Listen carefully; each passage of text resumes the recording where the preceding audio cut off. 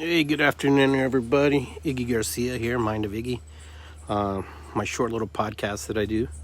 I wanted to just say, today is my 40th day with no eating no flesh, like red meat, chicken, pork, shrimp, anything. I've been on a pretty strict vegetable and carb diet, that way.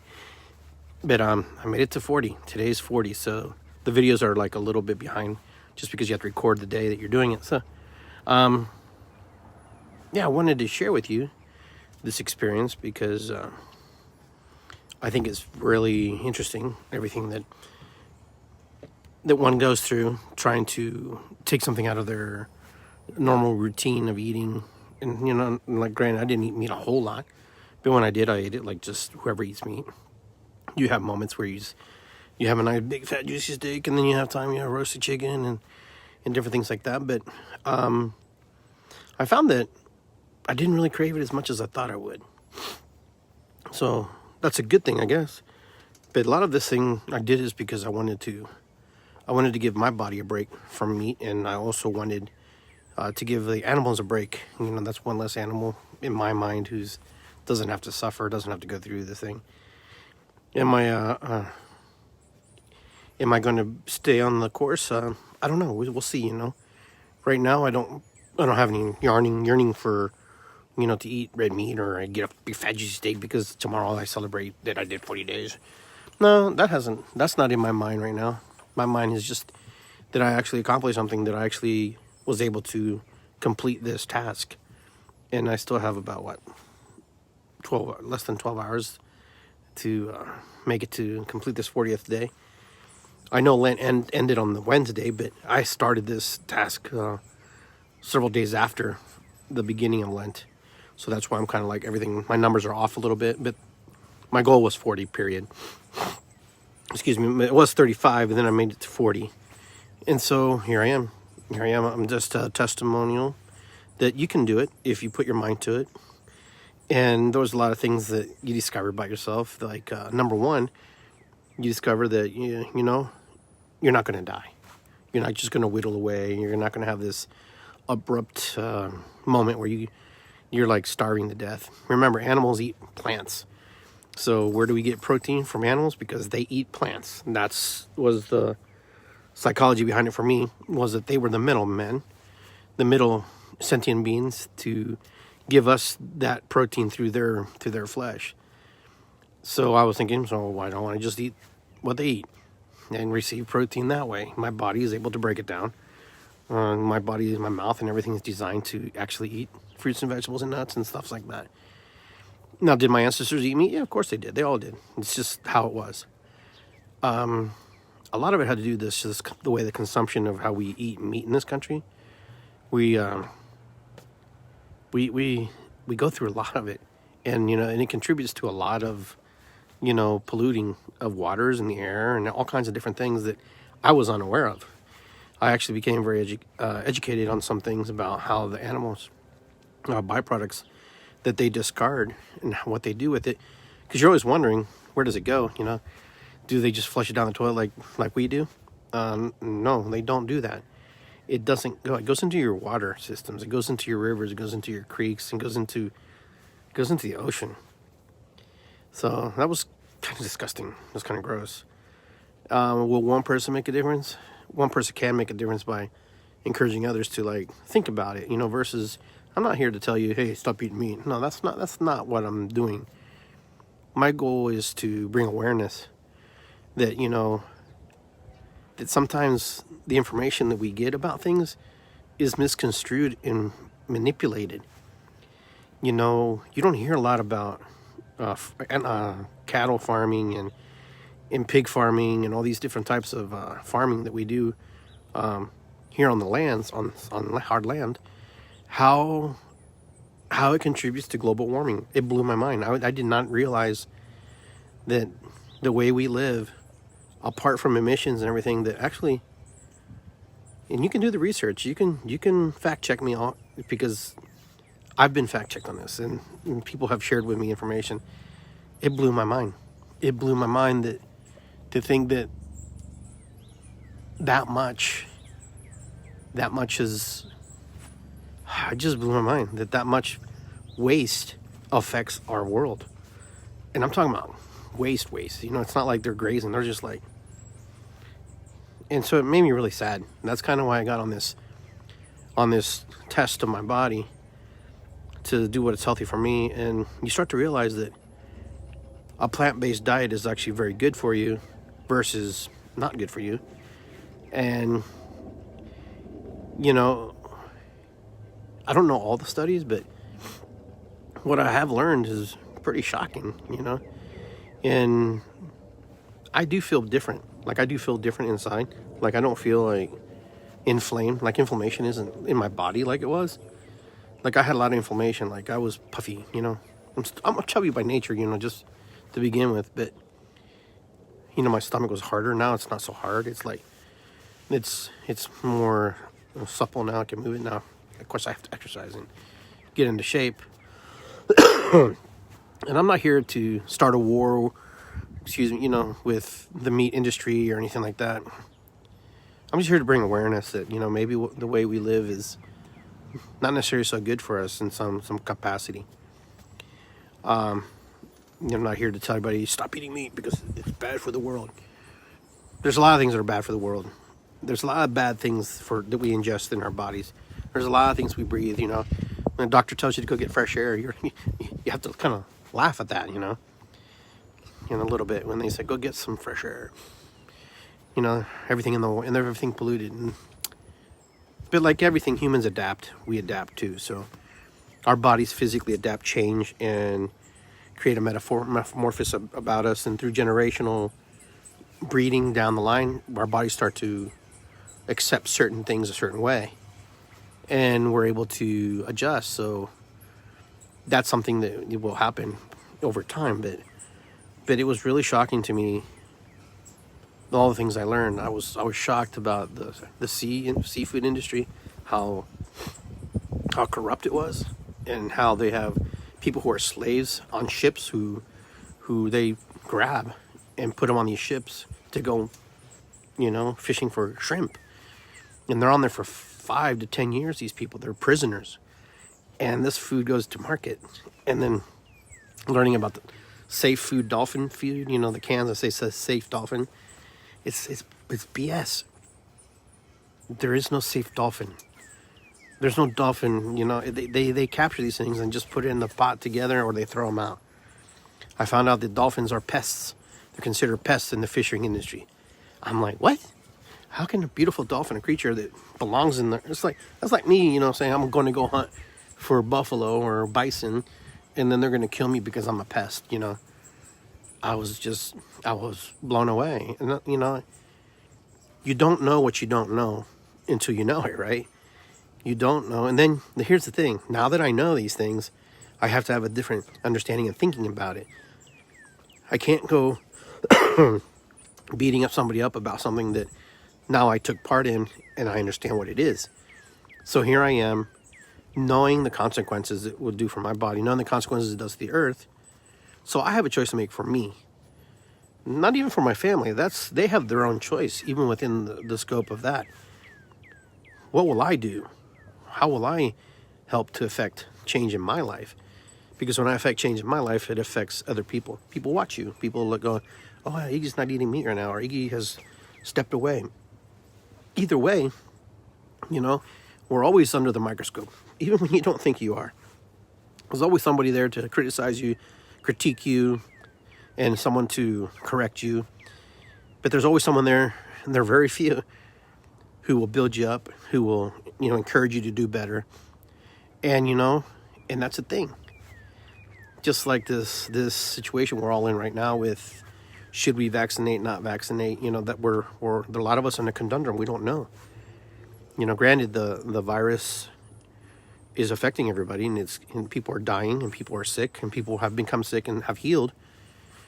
And I'm starting to know the separation, which makes me really, it's a little bothersome when people say, hey, join the club, oh, you're in the club now.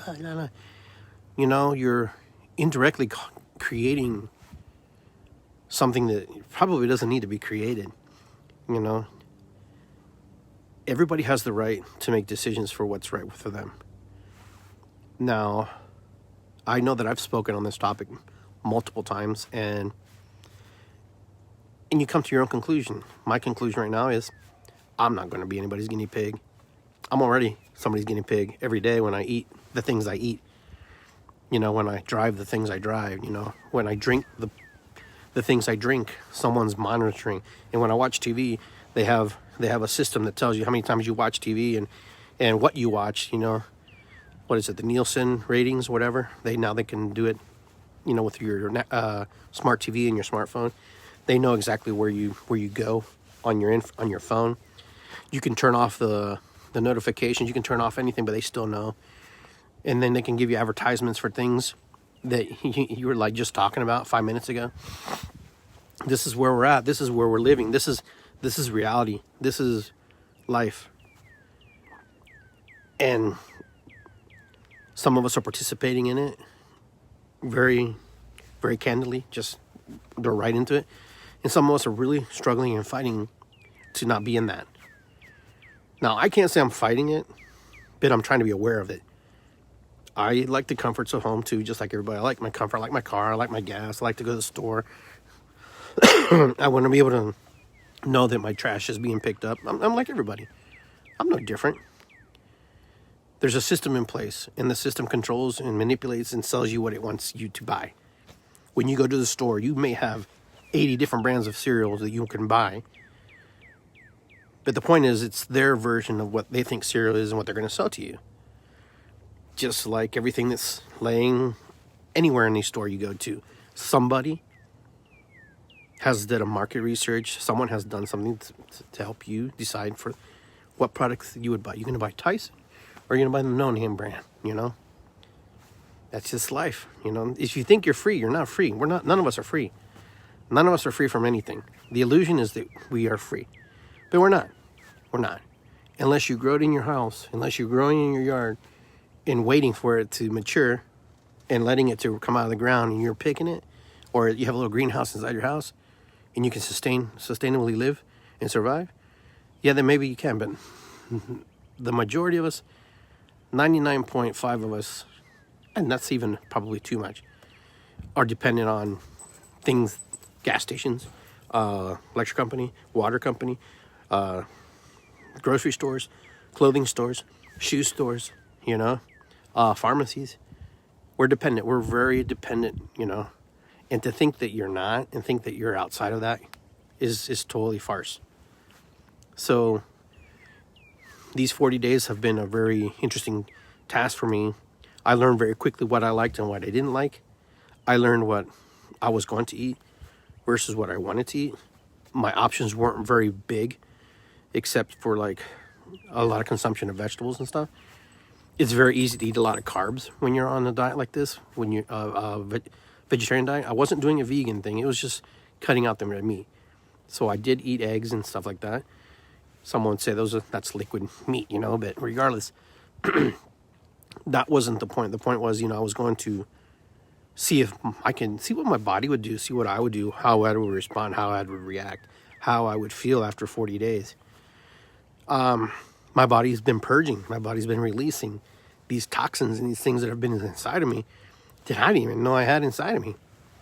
My nasals started dripping more than it has.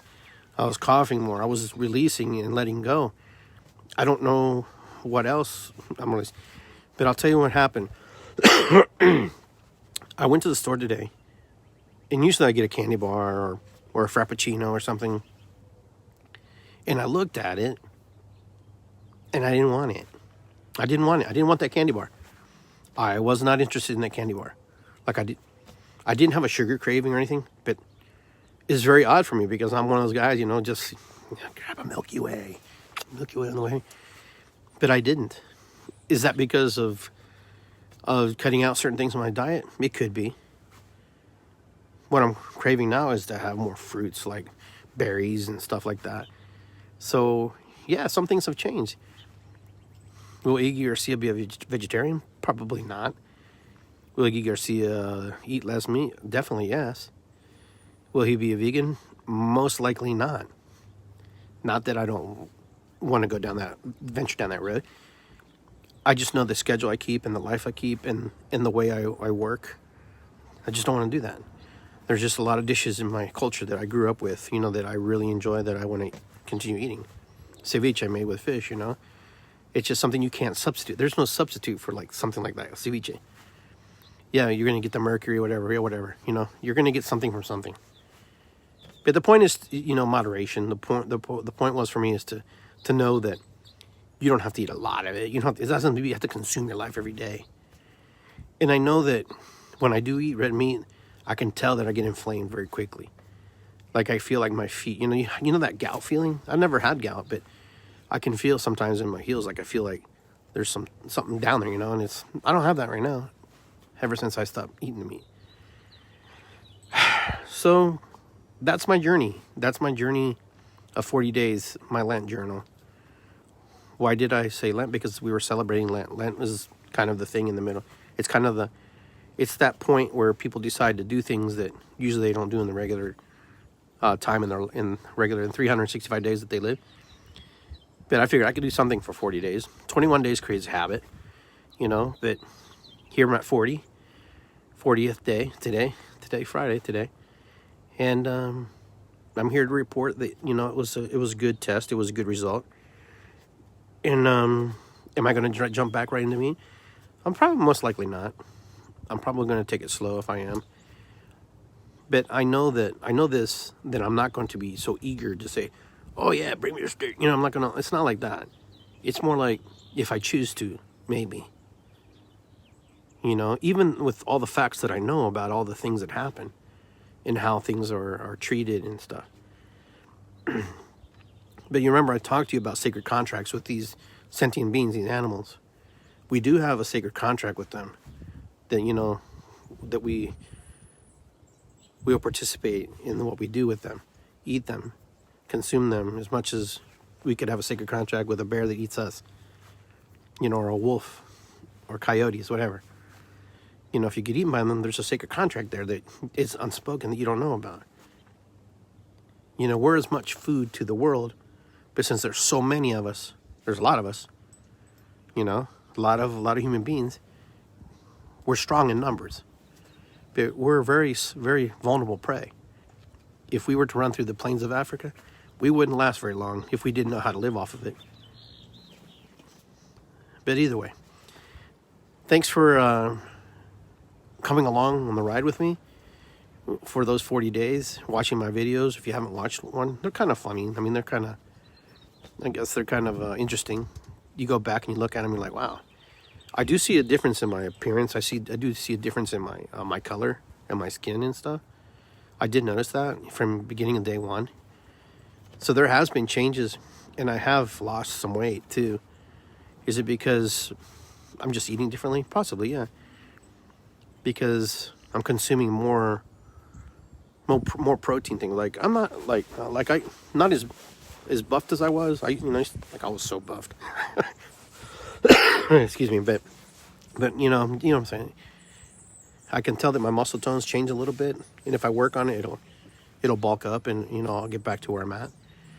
The only thing I didn't do on these 40 days is consistent exercise. That's the only thing I didn't do. I did, off and on like everybody, two times in a week or whatever, 3 times a week. Maybe if I did that, maybe it would be a different feel. But the good thing was I wasn't hungry. Like I wasn't like starving. So that was something that I was afraid. I'm going to starve to death because I haven't even, I'm one of those guys who just go ahead and slap him, make himself a sandwich, and he's happy, But now, with new knowledge in my head, I'll think twice about certain things. And I think that's my point. That's my point, that I have new knowledge, new information in my filing cabinet up here. If I go down this road, if I decide to continue this road too heavily. So, that's it, guys. That's it. 40 days today, and there won't be no more videos except for the Mind of Iggy videos that I can fill you in what's going on. But No more, you know, those comical little skits that I made, eating throughout the day and then recording myself and wondering where I was going to go, what I was going to eat. I had to learn very quickly what I liked and what I didn't like. And I tell you what I hated was those damn little patties, those little fake patties that they're supposed to look like meat, but they taste like dirt.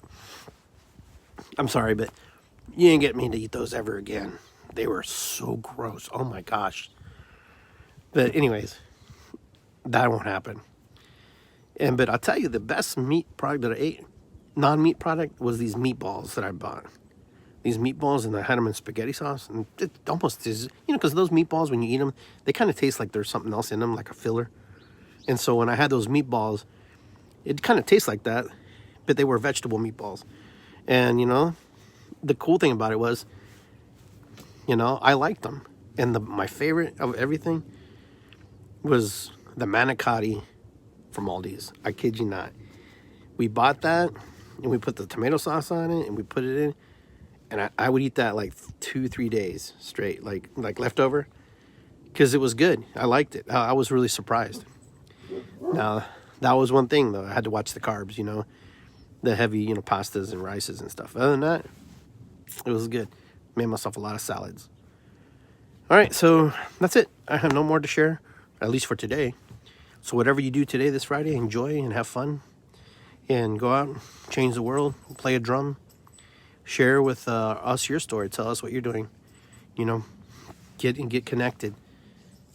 All my relations, getting connected with who I am, what I am, and the animals around me.